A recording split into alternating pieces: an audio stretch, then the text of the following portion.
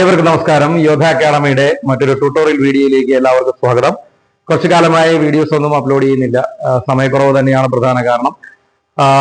കത്തിയുടെ തെക്കൻ സമ്പ്രദായത്തിൽ ഉപയോഗിക്കുന്ന ഒറ്റക്കത്തിയുടെ ടെക്നിക്കുകൾ, ഒറ്റക്കത്തി വേല എന്ന ടെക്നിക്കുകളാണ് നമ്മൾ ഇപ്പോൾ അപ്ലോഡ് ചെയ്തുകൊണ്ടിരിക്കുന്നത്.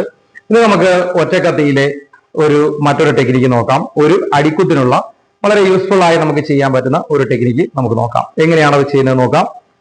ഇപ്പോ ഒറ്റക്കത്തി കൊണ്ട് നമ്മളെ ഒരാളെ കുത്തുന്നു. ആദ്യം ഒന്ന് സ്പീഡായിട്ട് കാണിച്ചു തരാം, പിന്നെ സ്ലോ ആയി കാണിച്ചു തരാം. ഇതാ ഒരു കുത്ത് നമ്മൾ പിടിച്ച് വേണ്ട.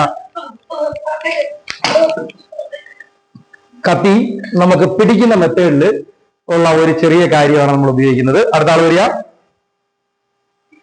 വളരെ സ്ലോ ആയിട്ട് കാണിക്കുകയാണ്. ഈ വലത് കാല് മാറി കത്തി തടുത്തതിന് ശേഷം ഈ കത്തിയെ ഈ വലത് കൈ കൊണ്ട് പിടിച്ച് നമ്മൾ അവിടെ നിന്നിട്ട് ഈ ഒന്ന് മടക്കി ആ കത്തി അങ്ങോട്ട് തകർക്കുകയാണ്. കത്തി കൃത്യമായ ആളുടെ തലയിലോ അല്ലെങ്കിൽ താഴെയോ വീഴും.